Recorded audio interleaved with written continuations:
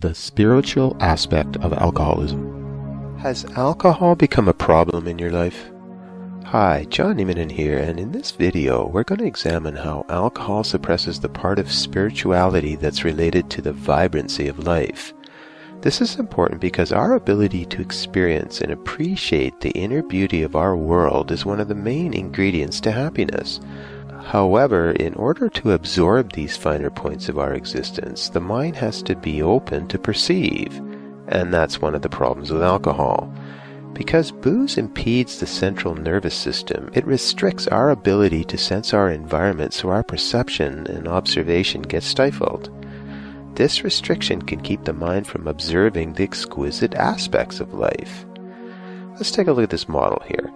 So at the bottom here we have alcohol's restrictive prison. Okay, you may not be in a prison, but some people really do feel like they are, and part of that is because the alcohol does really restrict our ability to, again, perceive, and we're so absorbed in it, and there's all this internal stuff going on, so we're just kind of held in this prison, if I can say that.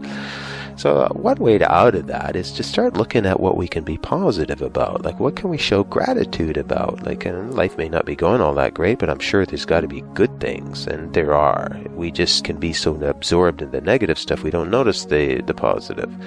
And one of the steps out of it is really to show gratitude about what we do have in life, what is going well.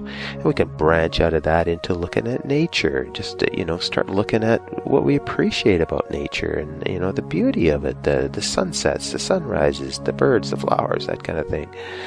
And it may sound hokey, but it isn't. It really does. There's something about being out in nature, and if we really allow ourselves to be part of that, it's really, really nourishing.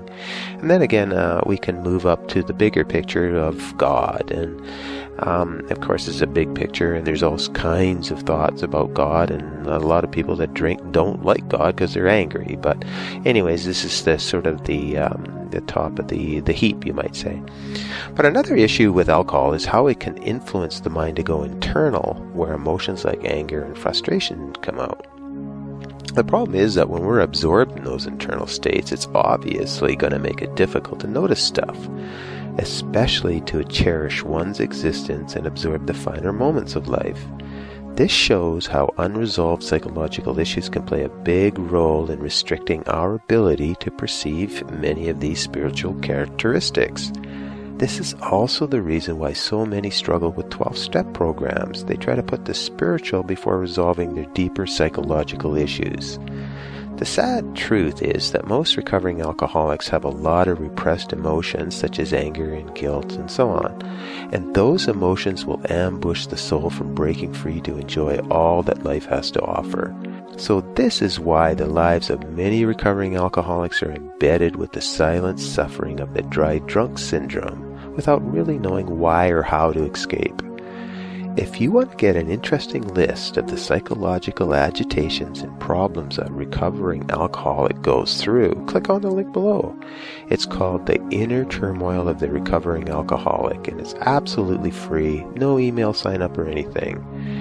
And if you found this video helpful, remember to click like in order to help others and yourself find it easier. And consider subscribing so you don't miss out on any new videos. Oh, and if you want to discover the easy way to absorb the big picture of psychology, how it relates to addiction, and how to actually overcome this dilemma, visit the website in the description below. Thanks for watching, and hopefully you're having a great day. Bye for now.